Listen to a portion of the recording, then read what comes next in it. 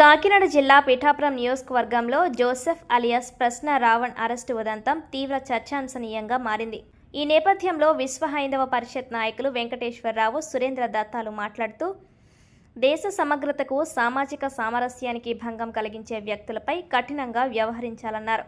ఈ సందర్భంగా విశ్వ హైందవ పరిషత్ నాయకులు గత ప్రభుత్వ తీరును తీవ్రంగా ఖండించారు. గత ప్రభుత్వ హయాంలో దేవాలయాలు, విగ్రహాల మీద దాడులు జరిగినప్పుడు మౌనం వహించి న్యాయం కోరిన హిందువులపై కేసులు పెట్టిన వారు నేడు దేశాన్ని, హిందూ ధర్మాన్ని అవమానిస్తున్న వ్యక్తులకు కొమ్ము కాయడం దుర్మార్గమన్నారు. రాజ్యాంగం కల్పించిన భావ వ్యక్తీకరణ స్వేచ్ఛను దేశ సమగ్రతను దెబ్బతీసేలా ఉపయోగించడం చట్టవిరుద్ధమని స్పష్టం చేశారు. ఈ కేసులో పోలీసులు ఎటువంటి ఒత్తిళ్లకు లోను కాకుండా పూర్తి స్థాయిలో నిష్పాక్షికంగా దర్యాప్తు చేయాలన్నారు. దర్యాప్తులో చట్ట వ్యతిరేక కార్యకలాపాలకు సంబంధించిన ఆర్థిక మూలాలు లేదా ఇతరుల ప్రమేయం బయటపడితే వారిపై కూడా చట్టపరంగా చర్యలు తీసుకోవాలని డిమాండ్ చేశారు. కార్యక్రమంలో విశ్వ హైందవ పరిషత్ నాయకులు D Manikumar, Kondepudi Sivanarayana, I Sonababu, N Prashanth Farooq, T Chinnarao, M Chinna, CH Venkataramana, ఎం వెంకటరమణ తదితరులు పాల్గొన్నారు. జై శ్రీరామ్. నా పేరు వెంకటేశ్వరరావు, విశ్వ హైందవ పరిషత్ రాష్ట్ర అధ్యక్షుడిని. అయితే గత కొన్ని రోజులుగా బచ్చలకూరి జోసెఫ్ అనే వ్యక్తి విషయం చాలా రాష్ట్ర వ్యాప్తంగా చాలా సంచలనం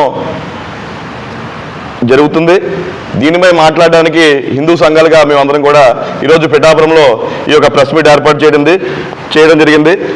బచ్చలకూరి జోసెఫ్ అలియాస్ రావణ్ అనే వ్యక్తి సమాజానికి, హిందూ ధర్మానికి, దేశానికి కూడా చాలా ప్రమాదకరమైన వ్యక్తి. దయచేసి ఎవరు కూడా దీన్ని రాజకీయ కోణంలో మాత్రమే చూడకండి. ఈ వ్యక్తి చాలా భయంకరమైన హిందుత్వ వ్యతిరేకి, అలాగే దేశ వ్యతిరేకి. ఇలాంటి వ్యక్తుల్ని ప్రభుత్వం కఠినంగా ఉపా చట్టం పెట్టి శిక్షించడం అనేది చాలా ఆనందదాయకం. ఎందుకంటే ఈ వ్యక్తి మాట్లాడతాడు, ఒక యూట్యూబ్ ఛానల్ పెట్టుకుని ఉగ్రవాదులకి మానవ హక్కులు ఉండవా? ఈ వ్యక్తి మాట్లాడతాడు ఒక యూట్యూబ్ ఛానల్ పట్టుకుని ఉగ్రవాదులకి మానవ హక్కుల గురించి, అలాగే నిషేధిత మావోయిస్టుల సంఘ నక్సలైట్ల గురించి ఎవరైతే ఈ వ్యక్తి ఉన్నాడో, ఈ వ్యక్తి వల్ల ఇడ్మా వల్ల చాలామంది ప్రజలు, పోలీసులు, ఎంతోమంది అధికారులు చనిపోతే వాళ్ళ గురించి మాట్లాడు ఈ జోసెఫ్ గారు ఎవడైతే వీళ్ళను నక్సలిజం వైపు యువతని వెళ్లే విధంగా పెట్టడం అనేది, నిషేధిత నక్సలిజాన్ని ఇతను మళ్ళా ప్రోత్సహించడం అనేది చాలా చట్టరీత్యా నేరం. అలాగే హిందూ ధర్మం కోసం పోరాడుతున్న మహిళా జర్నలిస్టుల గురించి అసభ్యకరమైన థీమ్స్ పెట్టి ఈ వ్యక్తి హిందుత్వానికి ఎంత వ్యతిరేక అన్నది చూసుకోవచ్చు. చాలా దారుణమైన భాషతో మహిళా జర్నలిస్టుల్ని చాలా నీచంగా మాట్లాడిన వ్యక్తి. కోసం మీరు మాట్లాడకపోయినా, హిందూ ధర్మం గురించి ఏం చెప్పినా, హిందూ ధర్మాన్ని ఎవరైతే నాశనం చేయాలని చూస్తున్నారో వాళ్ళ గురించి మీరు సపోర్ట్ చేసుకుంటూ వచ్చారు. దీన్ని ఈరోజు మేము చాలా తీవ్రంగా ఖండిస్తున్నాం. హిందూ ప్రభుత్వంలో పవన్ కళ్యాణ్ గారు వచ్చి మా ధర్మం కోసం, మా కోసం మాట్లాడుతున్నారు. తప్పకుండా వి స్టాండ్ పవన్ కళ్యాణ్ గారు అని చెప్తున్నారు. ఎందుకంటే ఎప్పుడు చూడలేదు సార్, మా ధర్మం కోసం, హిందూ సనాతన ధర్మం కోసం అయ్యో వీళ్ళు దేవాలయాలు ధ్వంసం చేస్తున్నారు, వీళ్ళు గోమాతలను హతమారుతున్నారు, వీళ్ళ సంస్కృతిని, సాంప్రదాయాలను నాశనం చేస్తున్నారని చెప్పి మా కోసం నిల్చున్న వ్యక్తి కోసం ఈ రోజు మేము నిల్చోవడం అనేది కూడా మా బాధ్యత. మరొక విషయం చెప్తున్నాం, ఇలాంటి వ్యక్తులు ఇంకా చాలా మంది ఉన్నారు. ప్రకాష్ రాజ్ గారు లాంటి వాళ్ళని కూడా అరెస్ట్ చేయాలి. వాడు కూడా వాళ్ళ వెనకాల కూడా దేశ వ్యతిరేక శక్తులు. ప్రశ్నించడం తెలియని వ్యక్తి ప్రశ్న అనే పేరు పెట్టుకుని రాజ్యాంగ విరుద్ధంగా ప్రశ్నించి జైలు పాలయ్యాడు.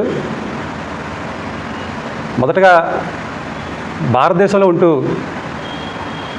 దేశాన్ని ప్రేమించడం, నాకు దేశభక్తి లేదు అని మన దేశాన్ని అవమానించాడు. జాతీయ పతాకాన్ని గౌరవించడం చాలా పెద్ద నేరం. అందుకే దేశద్రోహం చట్టం కింద వాడు జైలుకి వెళ్ళాడు. ఇంకా సనాతన ధర్మాన్ని, రామాయణాన్ని, భాగవతాన్ని, భారతాన్ని అత్యంత కించపరుస్తూ మాట్లాడాడు. ఎవరైతే ధర్మం కోసం పనిచేస్తారో ధర్మరక్షకుల్ని, వాళ్ళని కాళ్ళు విరగొడతామని బహిరంగంగా హెచ్చరిస్తున్నాడు. ప్రజానాయకులు ఎవరైతే ఉన్నారో, ప్రభుత్వ నాయకులు హిందూ ధర్మం కోసం మాట్లాడితే వాళ్ళని కూడా బెదిరిస్తున్నాడు. అటువంటి వ్యక్తి సమాజంలో ఏదైతే దేశంలో నేను ప్రేమించిన, దేశాన్ని గౌరవించను అంటున్నాడో, మరి ఇక్కడే ఉంటున్నాడు ఆ వ్యక్తి. మరి ఎందుకు ఉండడం ఇక్కడ? అందుకే ఆయన్ని అండమాన్ జైల్లో వేసేయాలి. ఇక్కడ కూడా అవసరం లేదు. ప్రభుత్వం అటువంటి చర్యలు తీసుకోవాలి. ప్రజలు కూడా ఇటువంటి వ్యక్తుల్ని గుర్తించి వాళ్ళందరినీ కూడా బహిష్కరించాలి, దేశ బహిష్కరణ చేయాలి. వాళ్ళ ఛానల్స్ ఏవైతే ఉన్నాయో వాటిని కూడా అన్సబ్స్క్రైబ్ చేయాలి.